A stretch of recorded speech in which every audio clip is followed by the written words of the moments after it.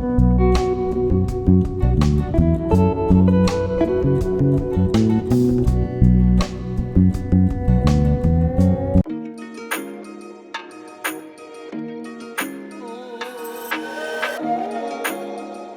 Maker, content creator కాబట్టి నావి కొన్ని పనులు డిఫరెంట్గా ఉంటాయి. సో మీకు తగ్గట్టుగా మీరు రొటీన్ ఎలా ప్లాన్ చేసుకోవాలో ఎక్స్ప్లెయిన్ చేస్తాను.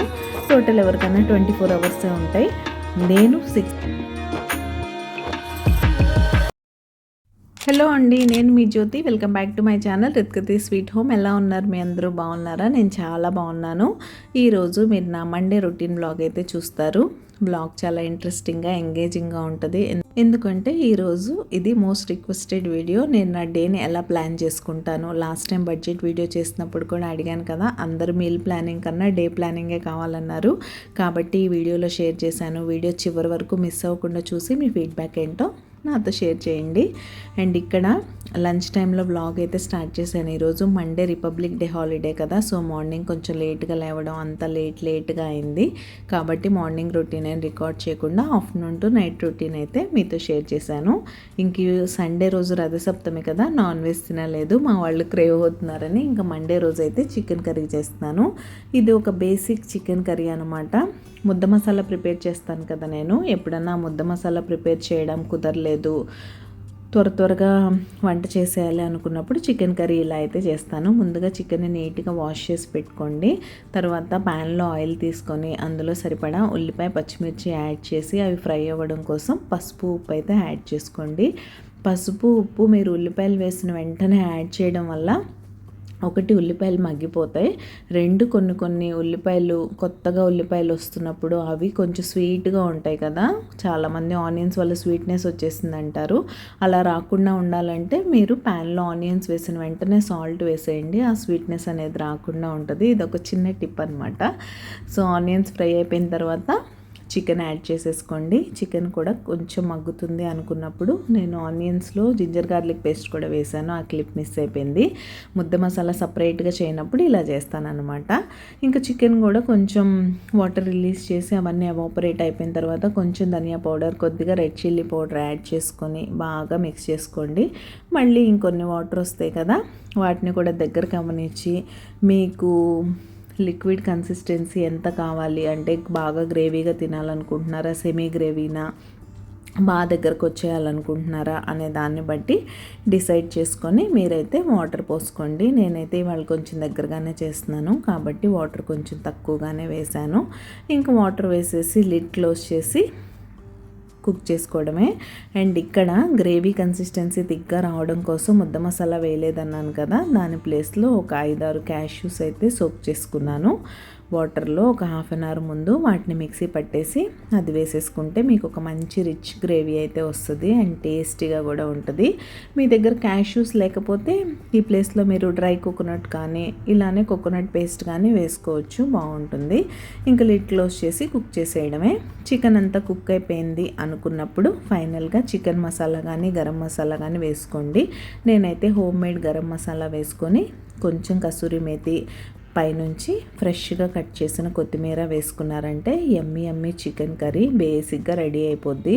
ఎప్పుడూ స్పెషల్గా మంచి గ్రేవీస్ డిఫరెంట్గా ట్రై చేయడం కాకుండా అప్పుడప్పుడు ఇలా బేసిక్గా వండుకునే నాన్ వెజ్ రెసిపీస్ కూడా చాలా బాగుంటాయి. ఇలాంటివి మీకు టేస్టీగా అనిపించాలంటే మీకు ఫిల్లింగ్గా అలా ఉండకూడదు, మంచిగా బాగా ఆకలిస్తూ ఉండాలన్నమాట. ఆ టైంలో బేసిక్ ఫుడ్ తిన్నా సరే చాలా టేస్టీగా సూపర్ యమ్మీగా ఉంటుంది.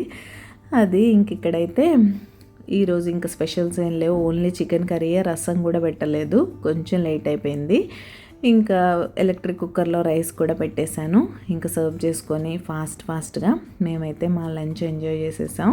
అసలు ఆ రోజు బాగా చల్లగా ఉందేమో, 6 degrees 7 degrees చలి, మధ్యలో వర్షం అలా డ్రిజిల్ అవుతూ ఉంటే ఆ టైంలో ఇలాంటి ఒక మంచి ఫుడ్ తింటే ఇంతకన్నా ఏం కావాలనిపిస్తుంది. ఇంతకీ మీకు నా simple recipes, easy cooking and life style blogging ఎలా అనిపిస్తుంది? మీకు కనుక నా వీడియోస్ నచ్చుతున్నట్టయితే ప్లీజ్ లైక్ చేయండి. మీ లైకే నా motivation.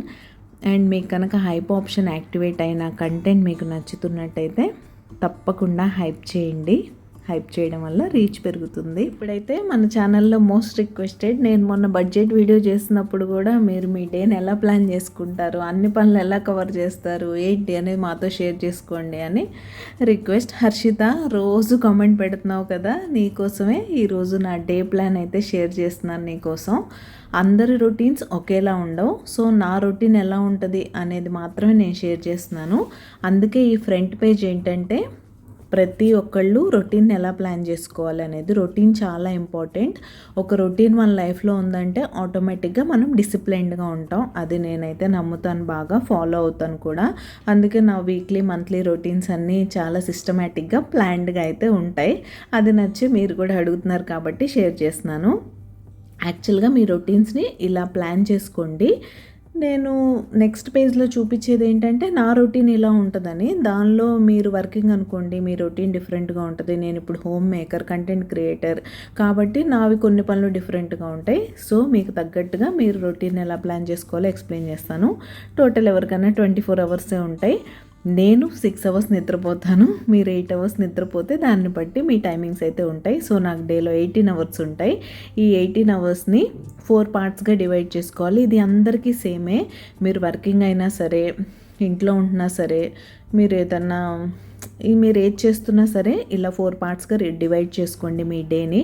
Morning routine, afternoon routine, evening routine, night routine. ఇది మీ స్కెడ్యూల్ని తగ్గట్టు మీరు ప్లాన్ చేసుకోండి. మార్నింగ్ రొటీన్లో యూజువల్గా క్లీనింగ్, కుకింగ్, లాండ్రీ, నాదైతే ఎడిటింగ్ వీడియోస్ అవి ఉంటాయిలేండి. మీరు మీ పనులను అయితే ఇక్కడ పెట్టుకోవచ్చు. ఆఫ్టర్నూన్ రొటీన్కి వచ్చేసరికి మీరు పగలంతా కష్టపడిపోయి ఉంటే కొంతమందికి న్యాప్ తీసుకునే అలవాటు ఉంటుంది. సో మీ న్యాప్ టైం అయి ఉండొచ్చు. లేకపోతే నేను మార్నింగ్ టైంలో కవర్ చేయలేను నా పెండింగ్ క్లీనింగ్స్, నా వీక్లీ క్లీనింగ్స్ అలాంటివి కొన్ని ఉంటాయి. ఆర్గనైజింగ్ థింగ్స్ అవన్నీ చేసుకుంటాను. పాప కోసం స్నాక్స్ ప్రిపేర్ చేస్తాను. మా పాప స్టడీస్ కూడా ఆఫ్టర్నూన్ టైంలోనే ఉంటాయి. ఇంక ఈవినింగ్ రొటీన్కి వచ్చేసరికి ఎవరికి వాళ్ళకి self time, tea coffee time ఉంటుంది, అదొకటి. ఈవినింగ్ ఇంటిని ఒక క్విక్ రీసెట్ చేసుకున్నారంటే మీకు ఈవినింగ్ బయటికి వెళ్ళిన వాళ్ళు, మీ హస్బెండ్ ఆఫీస్ నుంచి వచ్చేవాళ్ళు కానీ ఎవరన్నా సరే ఇంటికి రాగానే ప్లెజెంట్గా బాగుంటుంది. ఎవరైనా ఈవినింగ్ సడన్ గెస్ట్స్ వచ్చినా సరే కొంచెం మార్నింగ్ సెట్ చేసిన ఇల్లంతా పాడవుతుంది కాబట్టి మంచిగా ఒక క్విక్ రీసెట్ ఇచ్చేసి తర్వాత డిన్నర్ ప్రిపరేషన్కి అయితే నేను వెళ్ళిపోతాను. ఇంకా నైట్ రొటీన్లోకి వచ్చేసరికి నెక్స్ట్ డేకి ఏమేం ప్రిపరేషన్స్ చేసుకోవాలో అవి చేసుకోవడం, కిచెన్ క్లీనింగ్ అవన్నీ ఉంటాయి. మళ్ళీ ఒకసారి లివింగ్ రూమ్ని ఒక క్విక్ రీసెట్ చేసేసి పడుకుంటాను. అప్పుడు ఏంటంటే మార్నింగ్ లేవగానే ఫ్రెష్గా ఉంటుంది. ఈవినింగ్ మనం సర్దినట్టు ఉండదు. ఇంట్లో మగవాళ్ళు పిల్లలు ఉన్నప్పుడు ఇటు వస్తువులు అటు వస్తువులు ఇటు పెట్టేస్తూ ఉంటాం సహజం. కాబట్టి రోజంతా ఇల్లు సర్దుకోవడం మన పనిలో పార్ట్గా ఉండిపోవాలి. అలానే ఇంకొకసారి ఇంటిని రీసెట్ చేసేసుకుంటాను. సో ఎవరన్నా సరే ఇలాంటి ఒక రొటీన్ పెట్టుకోండి. ఇవి ఈ టైంలో మీకు అటు ఇటుగా చేంజ్ అవుతూ ఉండొచ్చు మీ స్కెడ్యూల్ని బట్టి, మీ డే ఎలా ఉంటుంది అనే దాన్ని బట్టి. సో ఇలా సపరేట్ చేసుకోవాలి. ఇదైతే అందరికీ కామన్ అనమాట. ఇప్పుడు నేను నా డేని నేను ఎలా ప్లాన్ చేసుకుంటానో చూపిస్తాను. మీరు కూడా నాలాగే కంటెంట్ క్రియేటర్ అయితే యాజ్ ఇట్ ఈజ్ ఫాలో అయిపోవచ్చు. చాలా ఈజీగా సిస్టమేటిక్గా ఉంటుంది. నా డే మార్నింగ్ 5 o'clockకి స్టార్ట్ అవుతుంది. So 5 o'clock is my wake up time అనమాట. ఇంకా 5 to 6 వచ్చేసరికి ఇల్లంతా క్లీన్ చేసేసుకుంటాను. మాపింగ్, ఇల్లు ఊడవడం, మాప్ పెట్టడం, తర్వాత నేను ఫ్రెష్ అప్ అవ్వడం, నా మార్నింగ్ డ్రింక్, ఇవి కూడా అన్ని గంటలోనే కవర్ అయిపోతాయి. ఫుల్ జెట్ స్పీడ్లో పనిచేయాలన్నమాట ఆ టైంలో.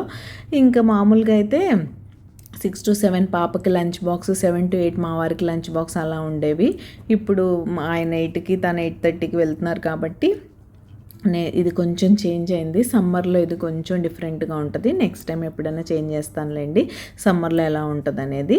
సో 6 to 8 ప్రస్తుతానికైతే నా కుకింగ్ అనమాట. బ్రేక్ఫాస్ట్, లంచ్ అన్నీ ఇది మా వారికి, మా పాపకి, మా ఇంట్లో ఇద్దరు డిఫరెంట్గా తింటారు, మీ అందరికీ తెలిసిన విషయమే. సో బ్రేక్ఫాస్ట్, లంచ్ అవన్నీ ఈ టైంలో ఫినిష్ అయిపోతాయి. ఇంకా 8కి తను పంపించేసిన తర్వాత ఇప్పుడైతే 8:30కి నేను వెళ్తున్నానులేండి పాపను బస్ ఎక్కించడానికి. లేకపోతే మామూలుగా అయితే 8కి వాళ్ళిద్దరు వెళ్ళిపోయిన తర్వాత ఇంకా 8 to 9 ఏముంటుంది నాకు. కిచెన్ అంతా ఎలా పడితే అలా వదిలేసి పూజ చేసుకోవడం నాకు ఇష్టం ఉండదు. సో వాళ్ళకి బాక్సులు కట్టి పంపించేసిన తర్వాత కిచెన్ ఎంతో కొంత మెస్ అవుతుంది కాబట్టి ఆ మెస్ కూడా మనమే క్లియర్ చేసుకోవాలి.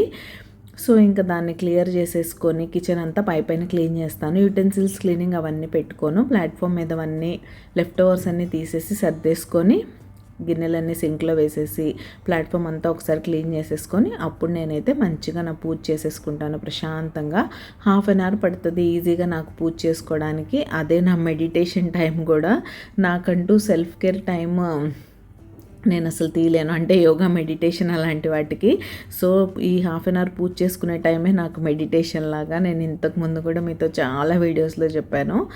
అండ్ ఇంకా 9 to 10 వచ్చేసరికి పూజ అయిపోయాక ఇంకా నేను యుటెన్సిల్స్ క్లీన్ చేస్తాను. ఈ టైంలోనే నాకు సింపుల్ బ్రేక్ఫాస్టే ఉంటాయి. ఫ్రూట్స్, జావా, స్మూదీస్ ఇలాంటివి తీసుకుంటాను కాబట్టి అదే నాకు పెద్దగా టైం పట్టదు, 5 minutesలో అయిపోతుంది. ఒక్కొక్కసారి జావా మా వారితో పాటే చేసుకొని రెడీ చేసి పెట్టేసుకుంటా. అది వేడి చేసుకోవాలంటే వేడి చేసుకోవడం, లేకపోతే సింపుల్గా మైక్రోవేవ్లో ఒక 30 seconds పెట్టేసుకొని వామ్గా తాగేయడం. స్మూదీ అయితే అప్పటికప్పుడు చేసుకుంటానులేండి.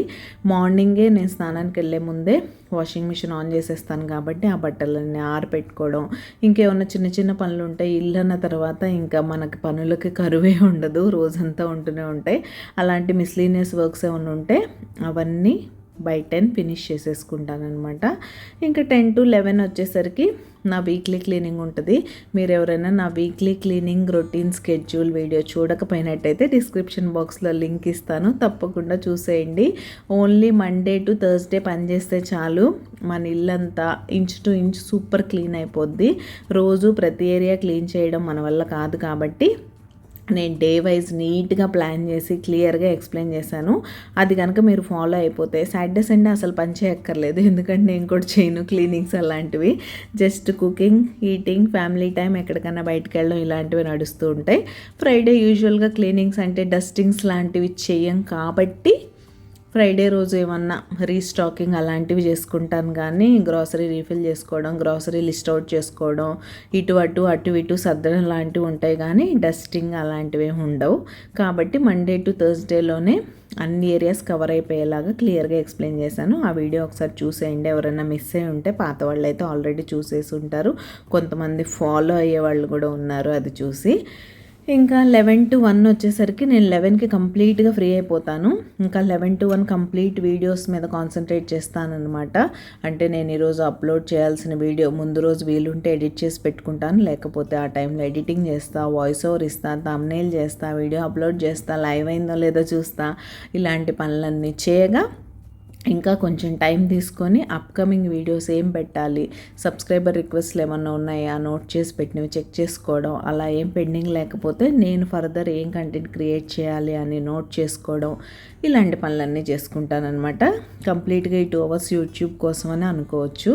ఇంకా 1 to 1:30 నా లంచ్ టైం అండ్ టీవీ చూస్తూ హ్యాపీగా లంచ్ చేస్తాను ప్రశాంతంగా అరగంట సేపు. ఇంకా 1:30 to 2:30 నాకు ఫ్రీ టైం అనమాట. ఈ టైంలో చాలా తక్కువ నిద్రపోవడం, ఎప్పుడన్నా పడుకోవాలనిపిస్తే పడుకుంటా, లేకపోతే ఇంకా అలా టైంపాస్ చేసేస్తే టైం అయిపోద్దులేండి, 2:30 ఎంతలో అయిపోద్ది. ఇంకా 2:30కి మా అమ్మాయిని తీసుకురావడానికి వెళ్తే కంప్లీట్గా 2:45 నుంచి అరౌండ్ 4 o'clock వరకు తను తీసుకురావడం, ఫ్రెష్ అప్ అయ్యే వరకు వెనకాల ఫాలో అప్ చేయడం, తనకి ఏదో ఒకటి చేసి పెట్టడం ఫ్రెష్గా. లంచ్ బాక్స్లోకి తీసుకెళ్ళింది మళ్ళీ మా అమ్మాయి తినదు, అప్పుడు ఫ్రెష్గా చేసి పెట్టాలి. రైస్ తీసుకెళ్తే ఆఫ్టర్నూన్ స్నాక్ చేయాలి, లేదు ఏదైనా పరాటాస్ లాంటివి తీసుకెళ్తే ఆఫ్టర్నూన్ రైస్ తింటుంది. అలా చూసి తనకి ప్లాన్ చేసుకొని తన పని చూసేస్తాను. ఇంకా 3 to 4 తను కూడా టీవీ చూస్తుంది కొంతసేపు, తన స్నాక్ ఎంజాయ్ చేస్తుంది. ఇవన్నీ అయిపోతాయి. 4 to 5 ఇంకా తను చదువుకోవడానికి కూర్చోబెడతాను. ఇప్పుడు ఒక 1 hour చదువుకుంటుంది. క్రికెట్ నుంచి వచ్చిన తర్వాత మళ్ళీ 7 తర్వాత ఒక 1 hour ఆ టైంలో వాళ్ళ డాడీ చూసుకుంటారు. నేను డిన్నర్ ప్రిపరేషన్స్ వాటిలో ఉంటాను కాబట్టి ఈ ఆఫ్టర్నూన్ టైంలో మాత్రం స్టడీ టైం నేను తీసుకుంటాను. ఇంకా 5కి తనని క్రికెట్ దగ్గర డ్రాప్ చేసి వచ్చేసాక నా ఈవినింగ్ రొటీన్ పనులే. ఇందాక చెప్పాను కదా, ఈవినింగ్ చిన్నగా ఇంటిని క్విక్గా రీసెట్ చేసి పెట్టేసుకోవడం. పాప చదువుకుంటుందా, బుక్స్ ఎక్కడక్కడ వదిలేస్తుంది, డైనింగ్ టేబుల్ అంతా పిచ్చి పిచ్చిగా ఉంటుంది, ఇవన్నీ సర్దుకోవడం, కిచెన్లో ఏమైనా ఉంటే చూసుకోవడం, టీ తాగడం, ఇలాంటివన్నీ చేసేసుకొని ఇంకా డిన్నర్కి ఏం ప్రిపేర్ చేయాలి ఏంటి అని అనుకోవడం, దానికి కావాల్సిన ప్రిపరేషన్స్ ఏమైనా ఉంటే చేసుకోవడం, షాపింగ్స్ లాంటివి అలాంటివి చేసేసుకుంటాను. బై 8 PM డిన్నర్ ఫినిష్ చేసేస్తాం. మ్యాక్సిమం 8:30, అంతకన్నా దాటనివ్వను నేను. ఇది లేట్ అయ్యే కొద్దీ నాకు పడుకోవడానికి లేట్ అయిపోద్ది. అండ్ ఎంత త్వరగా కిచెన్ వైండప్ చేసేస్తే మనం అంత త్వరగా ఫ్రీ అవుతామని నేనైతే నమ్ముతాను. కాబట్టి ఫ్రీ అయిపోతాను. ఇంకా 8:30 to 9:30 మళ్ళీ కిచెన్ డీప్ క్లీనింగ్ చేయాలి. మొత్తం యుటెన్సిల్స్ క్లీనింగ్, ప్లాట్ఫామ్ క్లీనింగ్ అవన్నీ. నెక్స్ట్ డేకి ఏమైనా సోక్ చేసుకోవాలంటే సోక్ చేసుకోవడం, ఎడిషనల్గా రోజు సోక్ చేసే నట్స్ లాంటివి కాకుండా ఆ పని అంతా చేసుకుంటా బై 10 బెడ్ మీదకి అయితే వెళ్ళిపోతాను. నిద్ర అయితే పోలేండి, నిద్రపోయేసరికి 11 అవుతుంది. ఆ టైంలో ఏదో ఫోన్ చూడడం అలాంటివి చేసేదాన్ని ఇంతకు ముందు. రీసెంట్గా నేను చెప్పినట్టు న్యూ ఇయర్ రిజల్యూషన్లో పార్ట్గా పడుకోవడానికి ముందు ఫోన్ చూడడం పక్కన పెట్టేసి బుక్ అయితే చదువుతున్నాను. సో అది నేను కొన్ని బుక్ సజెషన్స్ కూడా అడిగాను, మీరు ఎవరు కామెంట్ చేయలేదు. మీకు ఎవరికైనా బుక్స్ చదివే అలవాటు ఉంటే, ఏమన్నా మంచి బుక్స్ ఉంటే నాకు సజెస్ట్ చేయండి. నేను కొత్తగా రీడింగ్ హ్యాబిట్ అలవాటు చేసుకున్నాను. సో ఇదండి, ఇలానే నేను ఆ డేని ప్లాన్ చేసుకుంటాను. అన్ని పనులు కవర్ అవుతాయి. మనం ఏదన్నా ఒక ఎక్స్ట్రా పని చేయాలి అంటే ఇంట్లో పనులు చాలామంది వదిలేస్తూ ఉంటారు. అలా కాకుండా ఇంట్లో మన రెగ్యులర్గా ఉండే పనులు, పిల్లల్ని, ఇంట్లో వాళ్ళని ఇబ్బంది పెట్టకుండా మనకి ప్యాషన్ ఏదైతే ఉందో దాన్ని కూడా ఈజీగా ఫుల్ఫిల్ చేసుకోవచ్చు. దీనికల్లా మనకు కావాల్సింది ఏంటంటే ఒక మంచి ప్రాపర్ ప్లానింగ్ అనేది ఆల్వేస్ ఇంపార్టెంట్. చెప్తున్నాను కదా, మీకు ఒక ప్లానింగ్ అండ్ రొటీన్ ఉంటే ఆటోమేటిక్గా మీరు చాలా సిస్టమేటిక్గా, డిసిప్లైన్డ్గా ఉంటారు. నా డే ప్లాన్ ఎలా ఉందో చెప్పండి, మీకు యూస్ఫుల్గా ఉందో లేదో కూడా షేర్ చేసుకోండి. వ్లాగ్ అయితే కంటిన్యూ అవుతుంది, చూస్తూ ఉండండి. ఇంక ఇక్కడైతే నేను టీ పెట్టేసుకున్నాను. ఈరోజు పప్పు కూడా పోసాను, గ్రైండర్ వేయాలి. ఇడ్లీ పిండి అయితే ఉంది కానీ దోసపిండి కోసం పోసాను. సో అదొక్కటే పప్పు పోసాను, దోసపిండి గ్రైండర్లో వేయాలి.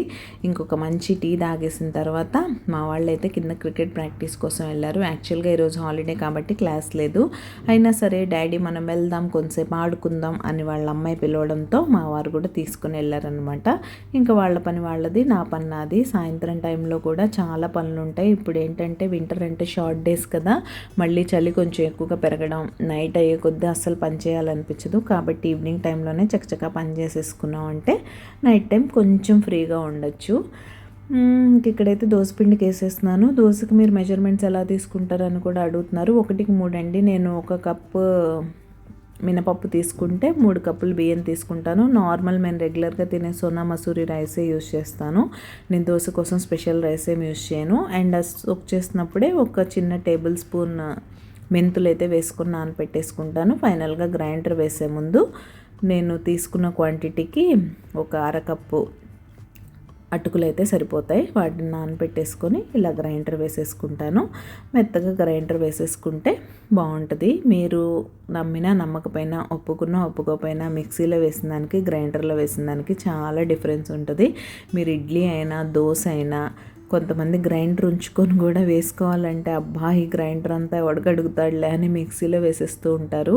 ఒకటి పిండి వదగదు, మనం ఎన్ని పప్పు పోసినా సరే. 2 టేస్ట్ అస్సలు నాకైతే నచ్చదు, పర్టికులర్గా గ్రైండర్ అలవాటు కాబట్టి. మీరు కూడా మీ దగ్గర ఒకవేళ గ్రైండర్ ఫెసిలిటీ లేని వాళ్ళ గురించి నేనేం చెప్పట్లేదు. మీ దగ్గర ఆ ఫెసిలిటీ ఉండి వాడకపోతే కనుక తప్పకుండా వాడండి. టేస్ట్లో బోల్డ్ అంత డిఫరెన్స్ ఉంటుంది గ్రైండర్కి, మిక్సీకి. ఇంకా దీని తర్వాత గ్రైండర్ క్లీన్ చేసేసి ఆ తర్వాత ఈరోజు డిన్నర్కి అయితే ఆఫ్టర్నూన్ చికెన్ కర్రీ చేశాను కదా, కర్రీ ఎలానో ఉంది. చపాతీ ఒక్కటి చేస్తే సరిపోతుంది.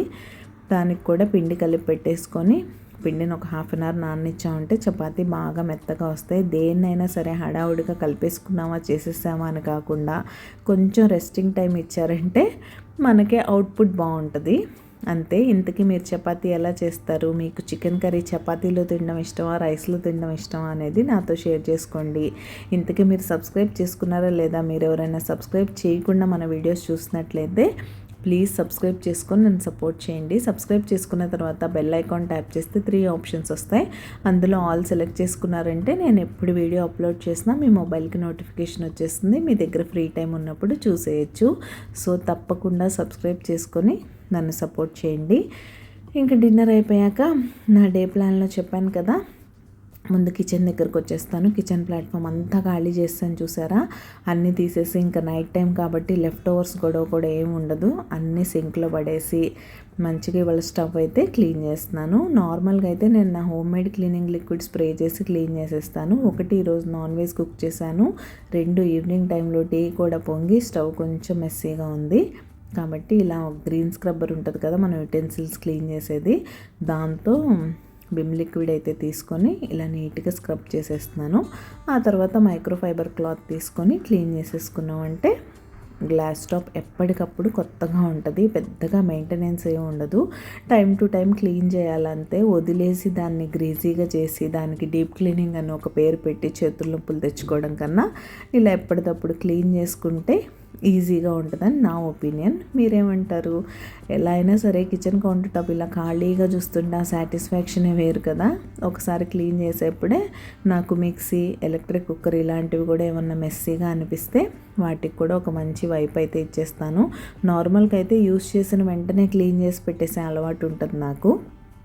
ఎప్పుడన్నా బద్దకిచ్చి పక్కన పెట్టేసాం అనుకుంటే కనుక ఇలా ఫైనల్గా కిచెన్ వైండప్ చేస్తాను కదా, ఆ టైంలో అయితే క్లీన్ చేసుకుంటాను. ఎవరికన్నా నైట్ కిచెన్ క్లీనింగ్ చేసుకునే అలవాటు లేకపోతే తప్పకుండా ఇది ఒక హ్యాబిట్ లాగా మీరు అలవాటు చేసుకోండి. స్లోగా మీకే డిఫరెన్స్ తెలుస్తుంది.